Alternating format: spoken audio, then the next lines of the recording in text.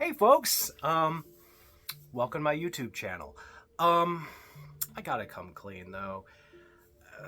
I'm not exactly a conspiracy fan. I mean, it's not like I spend my time watching videos of seeing some guy endlessly analyzing pop culture, finding trends, finding the nefarious truth behind video games and style and movies and things like that. I mean, who has the time? I mean, who would even have the inclination to consume that kind of thing? Okay. Coming clean, I am a proud member of Team Theorist. If you watched my Romeo and Juliet video, you know that I praised Macbeth and his involvement with the Try Guys, Romeo and Juliet. And since Halloween's coming up, I thought I'd talk about his favorite franchise to endlessly debate and discuss and theorize about, Five Nights at Freddy's. Which, of course, the movie's coming out soon, so I thought it would be a neat time to analyze this.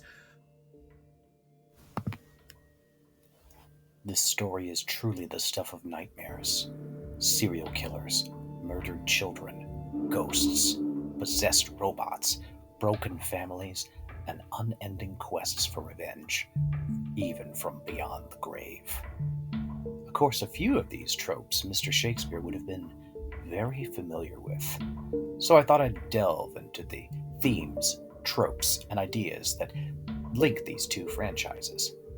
So, if you'll permit me, let me tell you a story of loss, betrayal, murder, and supernatural revenge, one that oddly enough, just like Shakespeare, begins with the name.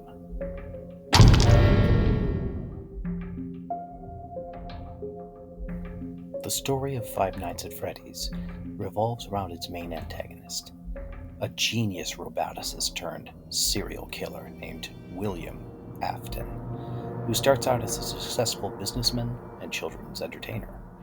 He gets the idea to adapt his favorite performing bear show, Fredbear's Singin' Show from the 1930s, into a successful pizza restaurant franchise and cartoon show in the 1980s. In these shows, he creates lifelike animatronics, including Foxy the Pirate, Chica the Chicken, his own original creation, Bonnie the Bunny, and the iconic headliner, Freddie the Golden Bear. Afton becomes obsessed with new ways to bring his creations to life. Any horror fan will tell you that this is an automatic sign of a villain, because William is trying to master the skill that only God possesses, the ability to create life. The theme of creating life is very prevalent in Shakespeare's final play, The Tempest, where its hero, Prospero, is a brilliant magician who, after his brother exiles him to a desert island, masters many magical crafts considered unnatural for the 1600s. I have bedimmed the noontide sun, called forth the mutinous winds, and twixt the green sea and the azured vaults set roaring war. To the dread rattling thunder have I given fire, and ripped Jove's stout oak with his own bolt. The strong base promontory have I made shake, and by the spurs plucked up the pine and cedar. Graves at my command have waked their sleepers, oped and let 'em forth by my so potent art.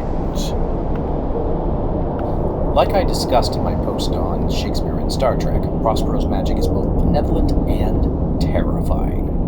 He uses it to rescue himself and his daughter Miranda from the island, and he creates beautiful visions of gods and angelic music for Miranda and her young lover Sebastian. But he also raises the dead and creates nightmarish visions to torment his enemies. Why does he do this? Well, both Afton and Prospero are motivated by revenge. Revenge against the men who betrayed them. In Afton's case, it's his rival / former partner Henry Emily, who bankrupted his business and later got him fired from his own company. Afton torments Henry by murdering his daughter. He then ruins his business by luring kids to their death inside the pizzeria disguised as one of the animatronics, Golden Bunny. Afton also figures out how to torment people using sound alone, which is the same thing that Prospero does to his slave Caliban. All the infections of the sun sucks up from bogs, fens, flats on Prosper fall, and make him by inch meal a disease. His spirits hear me, and yet I needs must curse for every trifler they set upon me. Sometime like apes that mow and chatter at me, and after bite me, and then like hedgehogs which lie tumbling in my barefoot way and mount their pricks at my footfall. Sometimes am I all wound with adders who with cloven tongues do hiss me into madness. Here comes the spirit of his, and to torment me. Prospero isn't a killer, but like Afton, he has learned the secret to life after death, which makes him powerful and dangerous. Even more unsettling, both men are on an endless quest for revenge, and torment men whom they once saw as brothers. Other Shakespearean characters take their lust for revenge to the same dark place Afton did, the murder of children. For the first 4 games, Afton does not directly appear. He's merely mentioned in pieces of the lore. Frequently, we see 8-bit reenactments of his crimes in a series of minigames, where he appears as a faceless, purple killer. Why purple, though? It is true that purple is associated with royalty, and sometimes associated with villainy, since it isn't a color much found in nature and is therefore unnatural. See early Disney villains for this. I think, though, there might be a deeper, more macabre meaning to this color, associated with this killer. It is a scientific fact that human blood, when it is shed and deprived of oxygen, actually turns purple. Shakespeare was very aware of this medical fact. He lived in an age when traders' heads were placed on spikes on London Bridge, and people would pay to watch wild dogs attacking bears, the Five Nights at Freddy's of his time. In many Renaissance and medieval sources, bears are symbols of wrath, revenge, and are fierce protectors of children. Both Shakespeare and Five Nights at Freddy's exploit this symbolism, and both the game and Shakespearean plays create horrifying, beastly images in stories of revenge.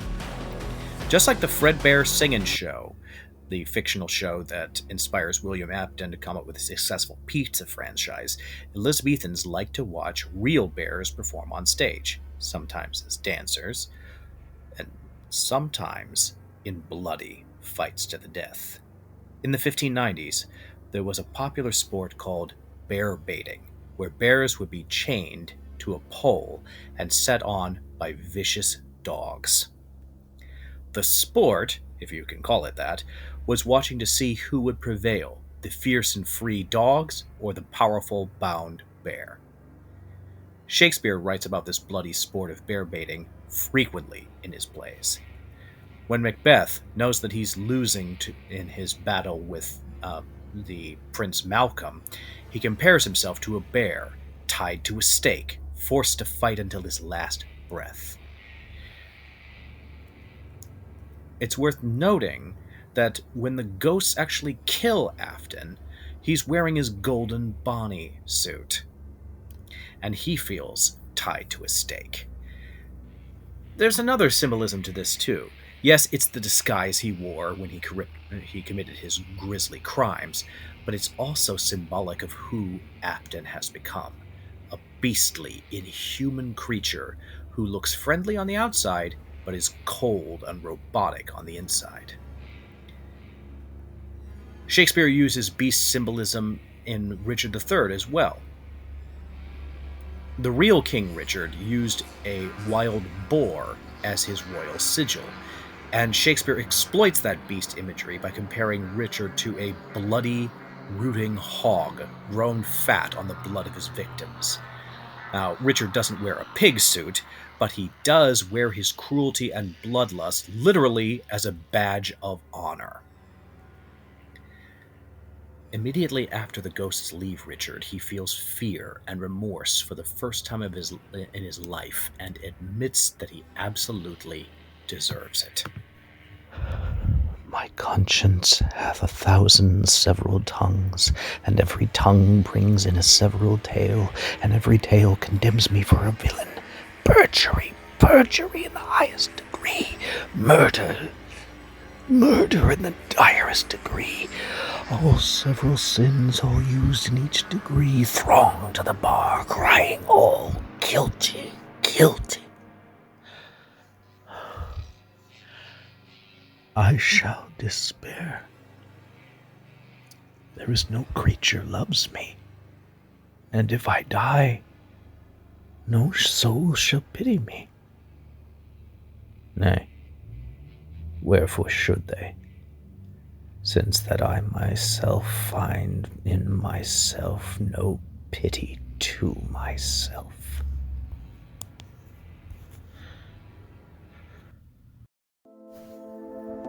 Thanks so much for listening to this story of revenge, murder, and supernatural vengeance.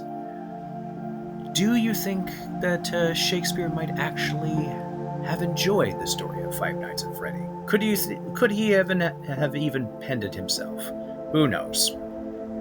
I like to think that he would have enjoyed the unique storytelling and the classic tropes, if not for the horror jump scares. Remember. But hey, that's just a bucket list.